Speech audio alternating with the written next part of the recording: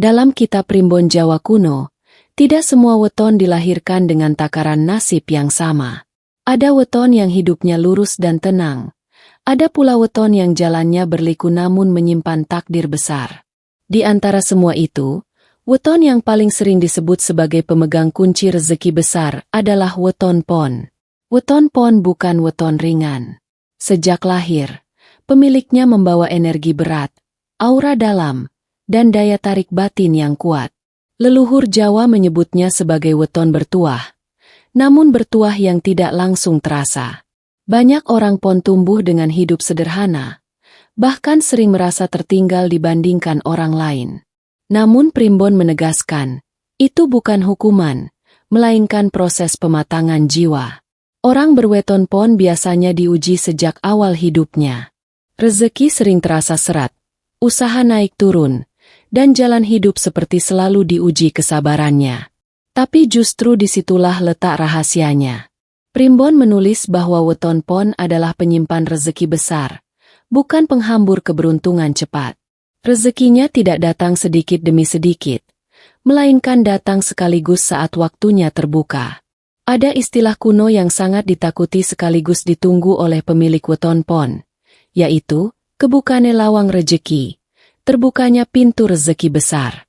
Ketika pintu ini terbuka, hidup weton pon bisa berubah drastis dalam waktu singkat.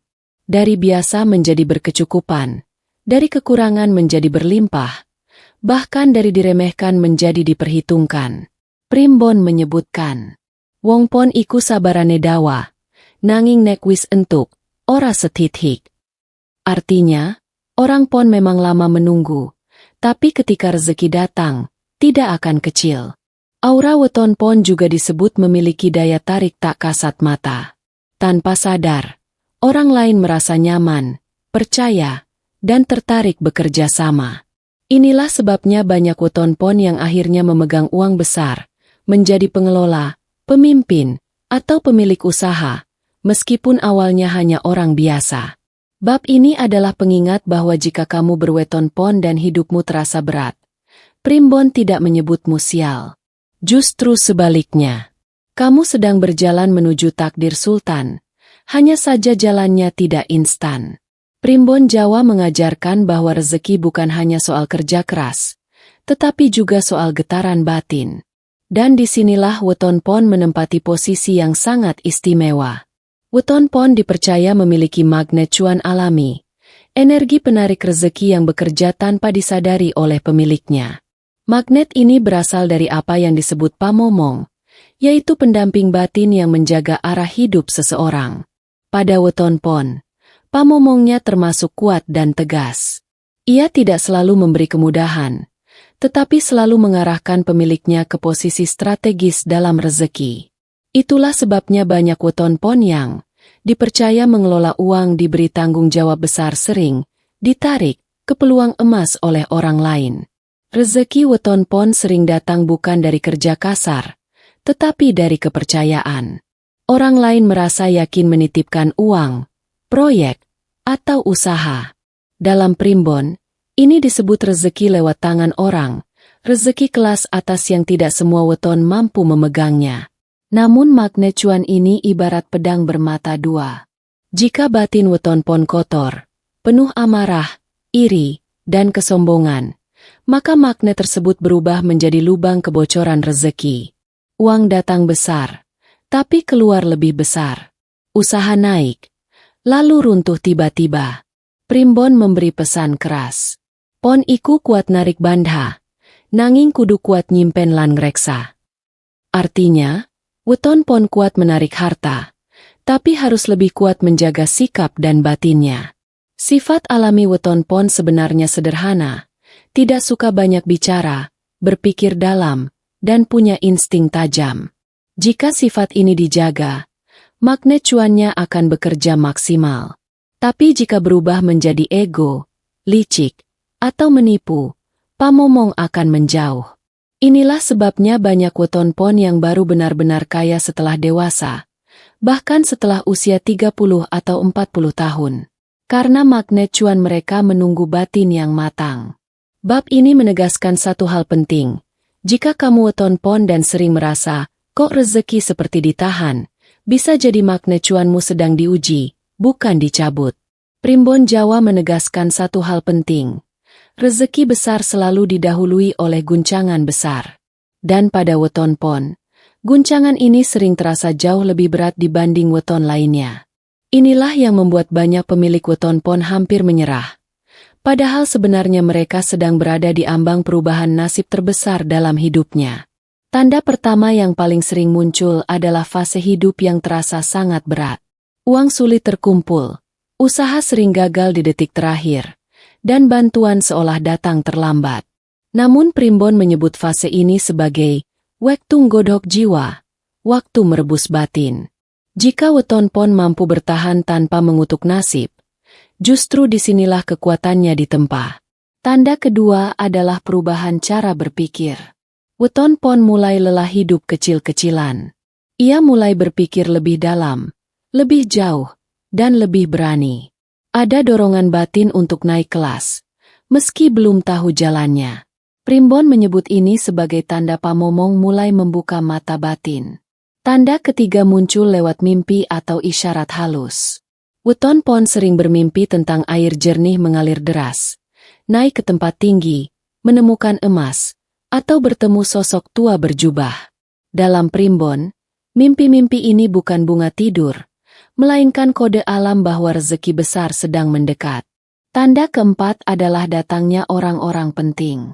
Tiba-tiba ada yang menawarkan kerjasama, mengajak usaha, atau memberi kepercayaan besar. Bahkan kadang datang dari orang yang sebelumnya tidak dekat. Ini disebut rezeki lewat jembatan manusia, ciri khas weton pon. Dan tanda paling menentukan adalah satu keputusan besar. Bisa berupa berani keluar dari zona nyaman, berani pindah arah hidup, atau berani meninggalkan hal lama yang menahan rezeki. Primbon menyebut, nalika pon wani mutusake, nasibe bakal muter.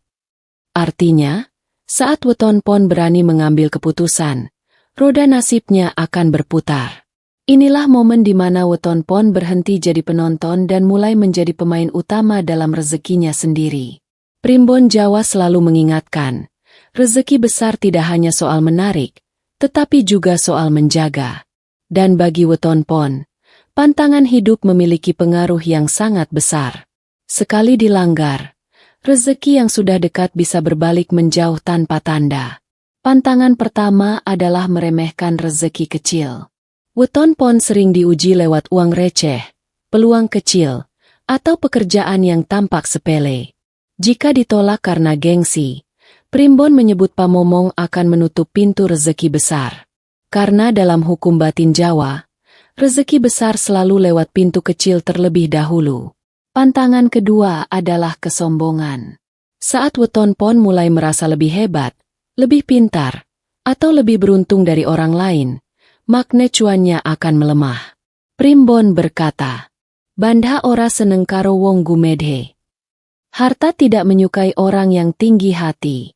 Banyak weton pon jatuh miskin bukan karena malas, tetapi karena lupa merendahkan hati. Pantangan ketiga adalah ingkar janji. Janji bagi weton pon adalah ikatan batin. Sekali sering melanggar, kepercayaan orang akan runtuh, dan bersama itu runtuh pula aliran rezekinya. Bahkan Primbon menyebut ingkar janji bisa membuat rezeki macet bertahun-tahun. Pantangan keempat dan paling berat adalah durhaka kepada orang tua dan leluhur. Weton pon sangat terikat pada restu batin.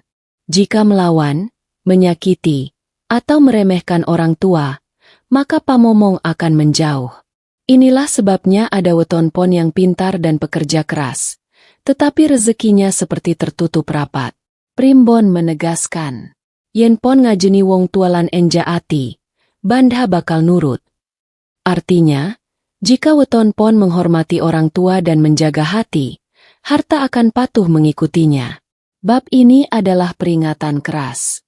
Karena weton pon bisa menjadi sultan besar, tetapi juga bisa jatuh sangat dalam jika melanggar pantangan hidupnya sendiri. Primbon Jawa menegaskan bahwa weton pon tidak membutuhkan ritual rumit atau sesaji berlebihan untuk membuka rezeki besar. Yang dibutuhkan adalah keselarasan batin, karena kekuatan utama weton pon bukan pada benda luar, melainkan niat, sikap, dan konsistensi jiwa. Amalan pertama yang paling dianjurkan adalah niat sunyi. Setiap malam Jumat, sebelum tidur, weton pon disarankan memejamkan mata, menenangkan napas, lalu menata niat dengan kalimat sederhana di dalam hati. Aku membuka diri untuk rezeki halal, berkah, lan awet. Dalam primbon, niat ini berfungsi sebagai penyetel frekuensi batin agar sejalan dengan pamomong. Amalan kedua adalah syukur berbisik. Weton pon dianjurkan mengucap syukur pelan setiap kali menerima rezeki, sekecil apapun. Bukan diumbar, bukan dipamerkan. Primbon menyebut syukur sunyi sebagai pengunci rezeki besar, karena harta senang pada pemilik yang tidak berisi. Amalan ketiga adalah sedekah terarah. Bukan soal jumlah, tetapi sasaran. Sedekah kepada orang tua, orang sepuh, atau orang yang pernah berjasa dipercaya sebagai pemicu lonjakan rezeki weton pon. Dalam primbon disebutkan, satu sedekah ikhlas bisa membuka pintu rezeki yang tertutup bertahun-tahun. Amalan keempat adalah puasa pengendalian diri, bukan puasa makan. Weton pon dianjurkan mengendalikan lisan, emosi, dan keserakahan selama hari kelahirannya. Jika mampu menahan amarah dan ucapan buruk di hari weton, magnet cuannya akan naik berkali lipat. Primbon mengingatkan, banda seneng marang wong sing bisa ngendaleni awake dewe. Harta menyukai orang yang mampu mengendalikan dirinya. Amalan-amalan ini sederhana, tetapi jika dilakukan konsisten, weton pon akan merasakan perubahan halus namun nyata. Pikiran lebih tenang, peluang lebih dekat, dan rezeki terasa mengalir tanpa dipaksa. Primbon Jawa mengajarkan bahwa tidak semua orang ditakdirkan menjadi pemegang rezeki besar. Namun bagi weton pon, takdir sultan bukan sekadar kemungkinan, melainkan potensi yang menunggu diaktifkan. Bedanya, hanya weton pon yang mampu menjaga batin dan sikaplah yang akan benar-benar naik kelas. Dalam kitab kuno disebutkan bahwa weton pon adalah penjaga keseimbangan harta. Ia tidak hanya mengumpulkan uang, tetapi juga mengatur, mengalirkan, dan mempertahankannya. Inilah sebabnya weton pon sering naik pelan, namun jatuhnya jarang, selama ia setia pada nilai leluhur. Saat weton pon berhasil melewati ujian hidup, menjaga pantangan, dan mengamalkan laku batin, maka pamomong akan memberi sinyal akhir. Hidup terasa lebih ringan, keputusan lebih mantap, dan peluang besar datang tanpa dipaksa. Di titik inilah weton pon mulai dikejar rezeki, bukan lagi mengejar. Primbon menuliskan kalimat sakral. Nalika pon wis mateng batine, banda bakal golek dewe. Artinya, ketika batin weton pon matang, harta akan datang dengan sendirinya. Namun menjadi sultan sejati menurut primbon bukan soal pamer kekayaan. Sultan sejati adalah mereka yang hidupnya berkecukupan, keluarganya tentram, dan rezekinya awet sampai tua.